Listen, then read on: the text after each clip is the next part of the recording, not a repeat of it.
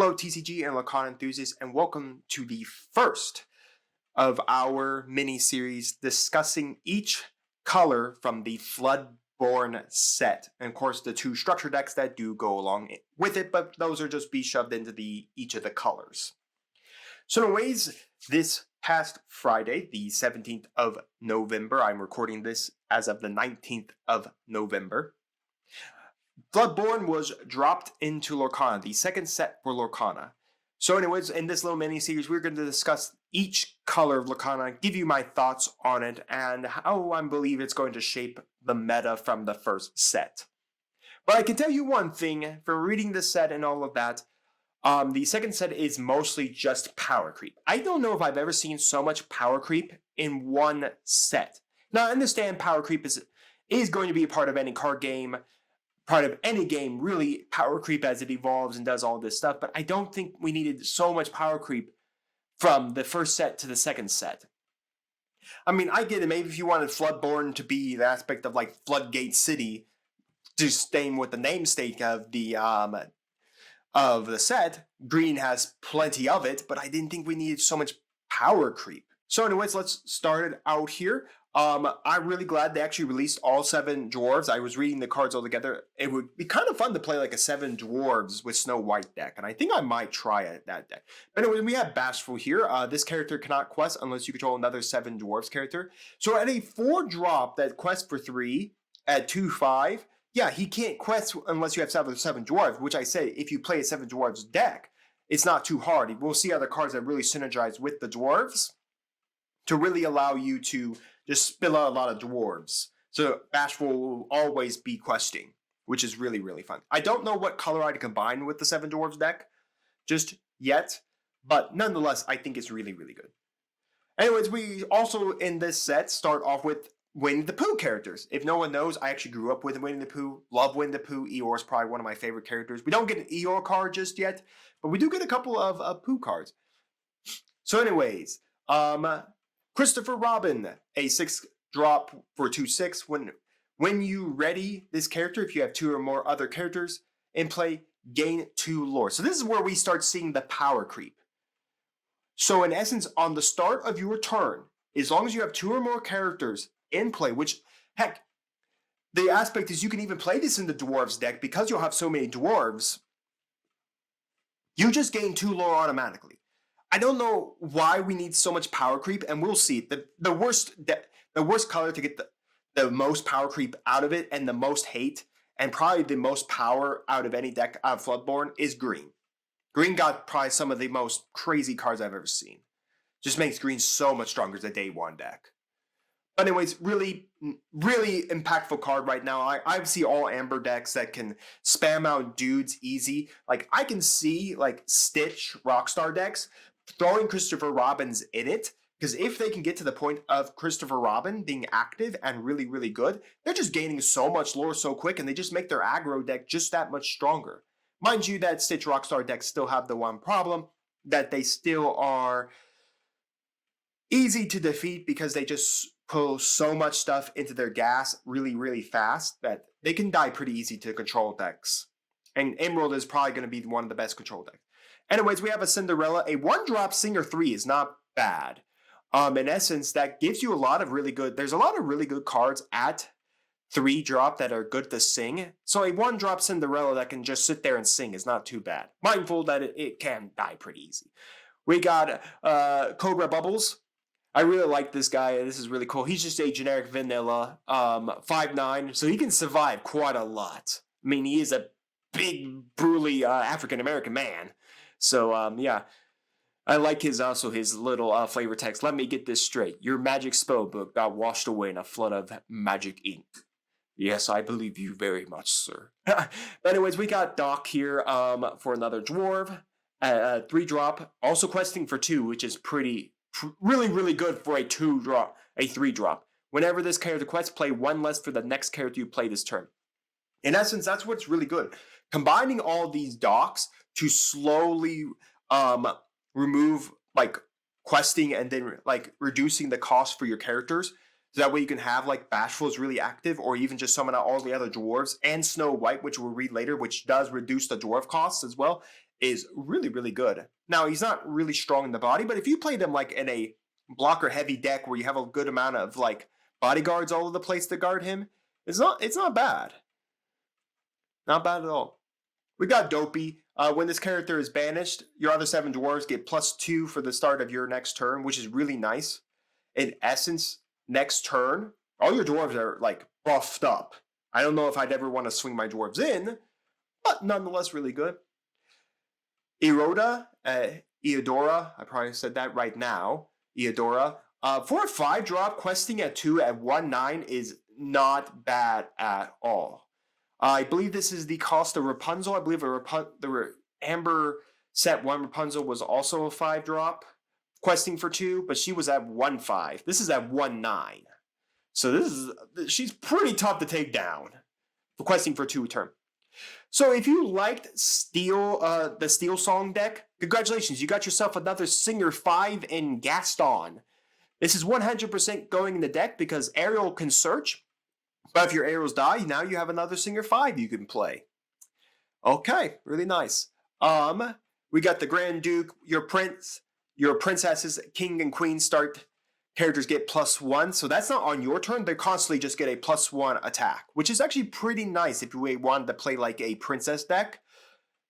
Playing this in the princess deck buffs all your princesses now to even be more ridiculously strong. This is now a must play in the princess deck because your princesses are always getting a +1. It's on your turn, it's on your opponent's turn, it's a constant buff, which is really nice.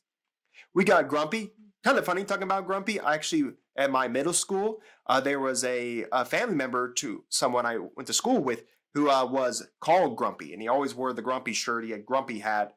He really idolized this dwarf, or really liked them. All your other 7 dwarf characters get a +1 attack. Again, this is constant as well, so it just makes all your dwarves just a little stronger. Not mentioning that Dopey, if he gets knocked out or banished a turn before, means that with Grumpy, you're basically getting a +3 on your turn. Mind you, I don't know if you're going to swing all your dwarves in, but mind you, that's a pretty strong dwarf for the start of your turn. And then we have Happy. He just gives support at a 5-drop. We got King Louis. Whenever another character is banished, may move up to 2 damage from this character. So it's a neat concept, the fact that you kind of want to throw your characters away or banish them, or if they get banished in any way, you could just kind of just use him to heal him up, so he constantly can take damage. You can go swing your guys in, deal with your opponent's board control, just have your guys get knocked off, and then just bring him in. But he also can be in steel as well. He's not too bad in steel because he can be a nuisance in steel, because it says banished. Any character gets banished. So your characters or your opponent's characters. And since steel does banish characters via dealing high amounts of damage, playing an Amber Steel deck and using him to constantly like bash things away, or constantly just questing and using your steel engine to knock out your opponent's stuff. So as your opponent tries to knock him out, well, if they don't knock him out, then you'll just knock out your opponent's guys with your steel cards and then heal him up. So he's constantly just in the nuisance that's quest for 2. We got Mickey Mouse, probably one of the best Amber cards right now. Whenever this character quests, you pay 3 less for the next character you play. Do you like spamming dudes on the board? Do you like spamming your dwarves everywhere? Again, if I was going to play a 7 dwarves deck with Snow White, this would be a card to play in there. Because the aspect, he just brings everything out for free. Not mentioning that he's not that bad for like Stitch Rockstar decks because of the fact that he could bring out the Stitch Rockstar for 3 less. Because that does also reduce, I would 100% believe this also reduces its shift costs, much like Lantern reduces shift costs. So in essence, you can now reduce shift costs of like a Stitch Rockstar to 1. And then just tap the Lantern. That's a free Stitch Rockstar shifted. Neat. Again, a little bit of power creep there. Really, really good card. Also quest for 3 a turn. Pretty big will booty as well. So anyways, we got Mufasa. The sun will set. When this character is banished, you may reveal the top card of your deck. If it's a character card, you may play that character for free, and they enter the play exerted, otherwise place it on top of your deck. So what you can really do here is, I think you can put this in the Amethyst deck with Yzma, so that way you can use like Yzma to scry the top card of your deck, and have this guy go and die. So if it's like a big guy that comes out with lots of lore on it, just scrying your deck so you constantly know what the top card of your deck is, sending out Mufasa to die, and then trying that top of that card and then playing that guy exerted, which is not actually too bad of an idea. Now, again, you kind of want to be cautious because if he happens to die in your opponent's turn, that's great because it comes in exerted and your opponent can't deal with the exerted guy, then, well, you just kind of.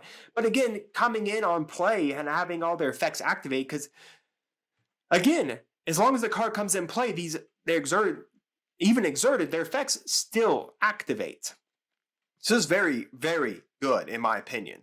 Again, you have to know what the top card of your deck is. So the ability to like scry the top card of your deck, which Amethyst can do quite a little bit of, is not too bad at all. Especially if you play Cauldron. Cauldron actually does make this card even better now thinking about it, because Cauldron allows you to scry the top card of your deck, so you always know what you're getting. So in essence, if you need to control board and deal 3 damage to something, go Mufasa, smash it into something, kill it, then take that card and slap it on top of slap it down. There you go, you did it. So it's interesting. Interesting indeed. We'll have to see kind of how this is played. Anyways, we got Mulan. She's just a supporter here for 2-3. Also, for some odd reason, why are all our 3-drops now questing for 2 now? Why is that? Why are we having so many 3-drops questing for 2? I get it. Do we really want to speed the game up even faster? Because that's all it's feeling like. When I look through the stuff, I'm seeing a lot of 3-drops, 4-drops are questing now for 2 instead of just 1. We are seeing a lot of speed in a lot of decks now. That if you can't play board control on your opponent, you're going to be outpaced very fast in lore. And it's going to be pretty impressive. Anyways, we got a Mulan. It's actually good. It's a 2-3 supporter and does quest for 2. We got a Shift Mulan, Shift for 2, by the way. Honor the answers. Whenever this character quests, reveal top card of your deck. If it's a song card, you may play it for free. Otherwise, put it on top of your deck. Yeah, everyone, Song Control just got a very, very good card. I don't know if you need to shift it, but heck, really good if you could shift it over like this Mulan or any Mulan, period. But Song Control just got a very, very strong card in this aspect. Because this now lets you describe the top card of your deck, and if you just see a song, play it for free. Do you like playing Sapphire, where you might see, I don't know, your, oh my gosh, what is it? Let It Go. You want to play that for free? Scry off the top of your deck. Goodbye. Do you like playing all your good steel songs, like Grab Your Swords and automatically just burning your opponent for pain? Yeah, there it is. Play for free. You know, yeah, very, very good. Quest also for 2, by the way. Hooray. So anyways, what we're also seeing is we have a lot of this Floodborn. So anyways, if you can see right here, we do have it on this Mulan where she's Floodborn, hero, and princess. Also, this is really nice for the princess deck as well. Just there to be there, because it's another princess. But anyways, also a princess that quests for 2. Yay. Anyways, we're also seeing a lot of cards that are attaching themselves to this like Floodborn thing right here that do a lot of effects off of that as well. So anyways, Nana, Nursemaid, whenever you play Floodborn character, remove all damage from chosen character. This is really, really good because, again, Amber's really good at kind of like removing damage. So in essence, you could just play like some person, play a Floodborn character from, of course, we only have Floodborn characters from this set. So we just simply always are going to just reduce the cost. Or in essence, always keep our character really healthy. So yeah, not a bad card. We got Piglet. For some reason, once again, a 3-drop 2/4 that quests for 2. I don't know.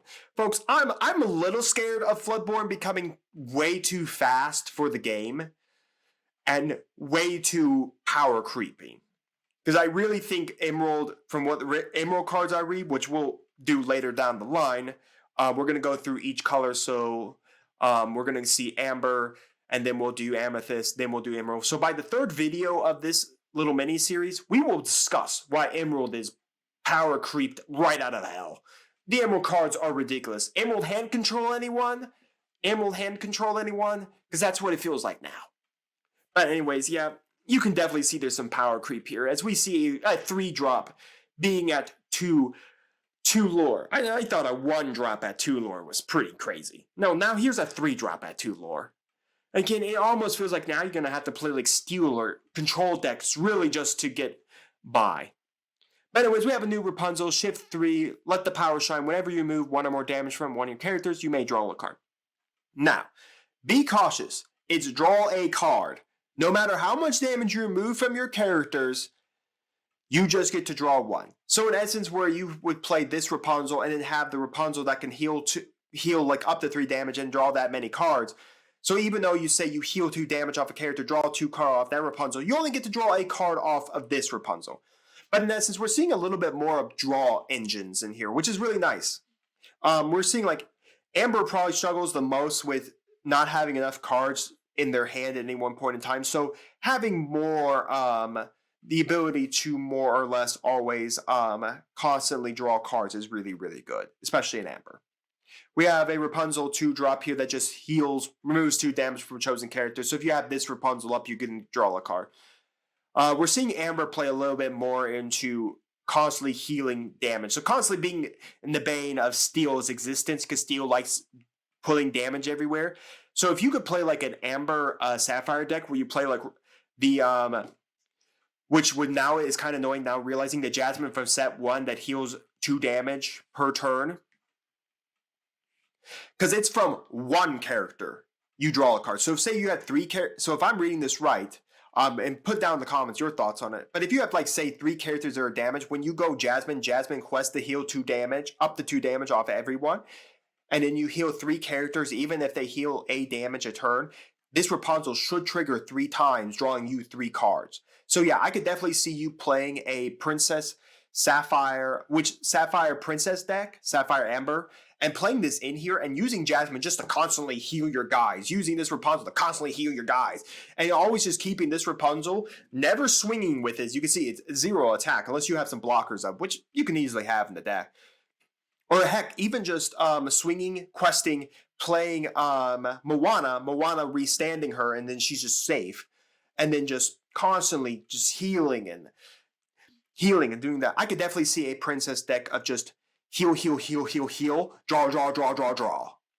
I could definitely see a deck like that. Definitely, as I speak here, I'm just like really trying to figure out what the good Amber lines are right now for decks, and the Princess deck with Sapphire is really good. Song Control just got a whole lot better with some of these Amber cards in here, and some of the Steel cards as well, because Steel got a whole lot of buffs as well. But yeah, Princess is definitely going to be really fun. I can definitely say that. Now, will it be competitive? I have no idea. I think Emerald 100% is tier 1 right now, if not creeping like on that tier 0 essence where everyone's going to be playing Ember through Floodborn. But we'll discuss the Emerald cards. I think it's still tier 1. I don't think it's reached the pinnacle of tier 0. I 100% say it's tier 1. So anyways, we have Sleepy. He comes in exerted for a 2 cost. We got Sneezy. Whenever they plays character or another 7 dwarves character, you can give one chosen character -1. So really nice, because if you can play like Sleepy and then Sneezy, and then basically in essence always constantly trying to protect Sleepy so that he can come in as a 2 drop and always questing for 2. Now understand he always enters play exerted, so you can't actually use the Stitch Rockstar on him to exert him and draw a card, but still, he quests for 2 for a 2/3 body. Not bad. Anyways, we have Snow White. When you play this character, remove a 2 damage from chosen character. Again, just another princess that removes damage. Heck, even playing this to remove damage off your dwarves is not bad. Or even playing in the princess deck again to trigger with this Rapunzel so you can draw a card is really good. Now, like I said, where Doc quests and reduces a 1 for each one of your dwarves. Oh, by the way, now she just reduces always 1 on off your dwarves. So in essence, Sleepy's a 1 cost. Sneezy's a 1 cost. Doc's a 4 cost. Grumpy's a 3 cost. Dopey's a 2 cost. Doc's a 2 cost. And then Bashful's a 2 cost. And then if you quest with Doc, you can reduce the play cost of your guys even more. Oh, by the way, trigger Lantern in this deck, and then your Sleepies are coming out for free. 1 Sleepy's coming out for free. which is very, very strong, which means even more Bashful is always going to be able to quest for his 3. And then constantly making sure you protect or heal that Bashful with like cards like Snow White is really good. So again, you're just going to sit on this Snow White just so you can reduce all your dwarves cost. And then if you play like this Mickey Mouse, you can even reduce the dwarves cost even more. Like, man, I'm just here fractionizing about decks. Like I said, I really want to play a 7 dwarves deck with Snow White. I think it will be a lot of fun. But anyways, we have now the shift Snow White over for whenever this character quests, you may return chosen character card from your discard to your hand. Oh, good. Just cycle all the cards you need. Basically, she's Hades on a body now. She's Hades on always questing at a 3/5. So if you constantly protect her or heal her in any way, yeah, you just constantly have a good running engine here. So in essence, you could just use this Rapunzel to constantly keep this Snow White alive, just so you constantly can cycle your dwarves or whatever characters you want. So really, really strong here. We have the Queen. She shifts to whenever you play this, whenever this character quest, chosen opponent's character gets -4 this turn, chosen character gets +4. It's okay. Yeah, we have now this 1 drop, of course, the Queen, so we can shift next turn into this Queen, but I'm not sold on this Queen, but I think it's really neat because you could play a lot in it. I could see this going to this little package here, going into Steel, so that you can constantly have Steel come punching into stuff. For instance, like the big Tinkerbell. Played this Queen, shifted this Queen, have your big Tinkerbell out, -4 to something that's kind of annoying that you don't want your big Tinkerbell to die to. Swing your big Tinkerbell into it, remove or banish that target, and then just deal 2 damage or something on the board. And your big Tinkerbell didn't even take a hit or a lick of damage. So I can see that combo very much in a Steel Amber control deck. Hold Still, you could just remove 4 damage from a character. We've seen it with Kun Matata. We've seen it with Magical Glow. We are seeing a lot of healing, which then even more just makes this Rapunzel even more powerful. Again, you only get to draw a card if a character has at least a damage removed, but still, drawing cards is very good in a game that you only draw a card per turn, usually. Last Stand, you can banish chosen character who is challenged this turn. Not bad. I don't think it's really great, but not bad. So anyways, we have Paint the Roses Red from Alice in Wonderland. Yes, Alice in Wonderland also got some card support in this set as well, which is really cool. Up to 2 chosen character gets -1 per turn and you just draw a card. That's not too bad for a song 2 that you can sing with a lot of guys for free. I don't know how good it will be because it only gets to -1 for the turn, but you do get to draw a card. That's not great. Also, another one that got released in this set is The Great Mouse Detective. That's a classic Disney movie I really love. But yeah, they got some cards out of here. So anyways, this is actually pretty annoying. This is actually really good. For a song 3 that we can now sing by a 1-cost Cinderella, you can banish a chosen character with a 5 power or more. We could just banish half the field here, folks, for having a Cinderella that can sing this for free. Song Control is 100% a mandatory tier 1 deck from just how powerful some of these songs we are getting. Ariel can now search even more powerful songs like this. Yeah, just banish a character that has 5 power or more. Well, why don't we just do that now? That is power creep. I know why they're doing it, because there's a lot of really good cards that are, in essence, at 5 power or more. And this just ensures that you can just banish them, especially guys that get themselves buffed up. But still, oh my gosh, that's very powerful, mind you. That is very, very powerful. There are a lot of cards that are a lot of very, very good cards that are at 5 power or more that you want to banish. Not mentioning that we can just sing it on a 1-cost body. Sing it for free on a 1-cost body. Man. But anyways, we got Zero the Hero. Hercules did get some support in here and as well. Had a number of characters you have in play. You may pay that amount of less next character you play this turn. So this is actually pretty neat. You could actually play this in the Dwarves deck just because of the fact that you then could play a couple more of your Dwarves for one dwarf for really free cost. Or you can play this in the Stitch Rockstar deck. Make someone sing it. Someone sing it like Stitch Rockstar or someone like that. And then use this card here to basically, in essence, play like a Stitch Rockstar almost out for free. So you can have Stitch Rockstar shifted and then reduce the cost of a hard casting shift Rockstar, which is pretty neat. Stitch Rockstar is definitely going to use this card because then you can bring out a lot of your big bodies for practically for free because you'll be playing so many little guys. And as long as you have anyone to sing who can sing that turn, just sing this card. Hey, look, all these bodies on my board. I'm going to play a big guy and draw a bunch, maybe draw some cards, play another Rockstar. I don't know. Yeah. And then we have Dragon Gym. You're going to have to pay 3 for a return a character with support from your discard to your hand. So it's very nice if we're seeing kind of like the synergy to return support guys to your hand. I don't know how good it will be, but yeah. So let's talk about a card that doesn't need to be existing in this game, and Amethyst has one as well, a silly song. Simply tap this card. If you played a song this turn, gain 1 lore. Oh, look, song control decks. Hey, look at that. You get a card that basically just gives you 1 more lore a turn. For free! By the way, there's no cost to that card. You just gotta play it.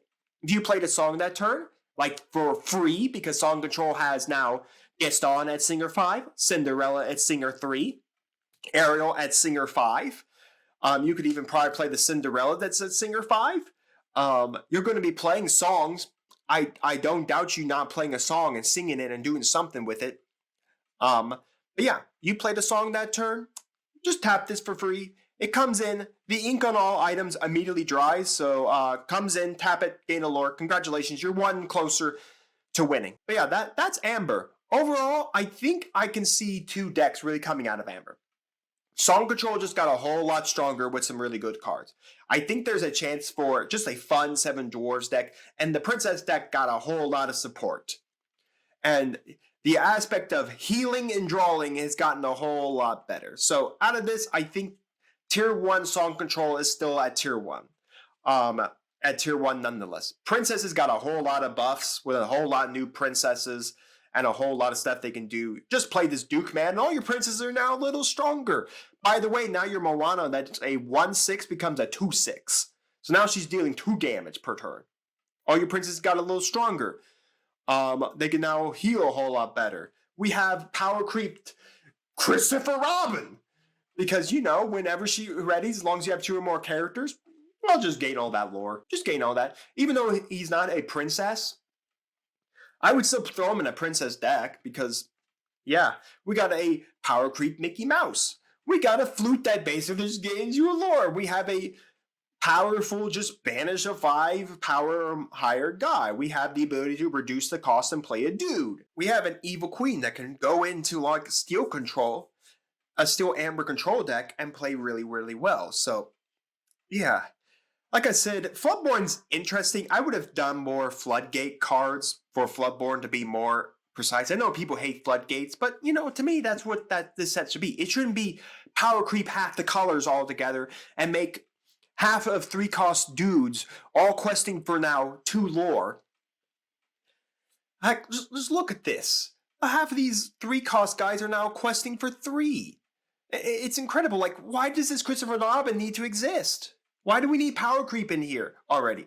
Why do I need to drop this 5-drop Eudora and have her sit there with 9 booty, constantly healing her and giving her like 2 and questing with 2 a turn? It gets kind of interesting here. But yeah, it's going to be interesting how Floodborn all comes together. But from Amber, I think Amber has some very interesting lines now it can play. Like I said, Song Control with the Amber engine is just so much better now. I think the 7 Dwarves deck, I think, is Tier 2 at best, if not Tier 3, but still a fun deck to possibly play. And like I said, Steel Control just got some really, really strong cards out of here as well. So overall, Amber's not as bad a color. Emerald, definitely 100%, is probably the color that everyone's going to go to day 1 the set dropped. We will discuss Ember after we discuss the Amethyst color, but Emerald 100% got the most power out of this set. It's probably become one of the most repulsive colors do play around. But yeah, let me know down in the comments your thoughts on Floodborn's Amber cards. Do you think they power creep them a little too much? Tell me, do you think Floodborn's too power creeped? Do you think a lot of the cards got way too power creeped? Tell me your thoughts overall, what decks you really want to play with the Amber engine cards we have now. Tell me what secondary engine color should go with the Dwarves. I really haven't found one just yet that I want to play with. But let me know that down in the comments as well. And while you're commenting, do make sure to like the video, make sure to subscribe to the channel, make sure to ring the bell so you can know if my videos go live for you. And we'll see you here next time on Mama Dragon's TCG.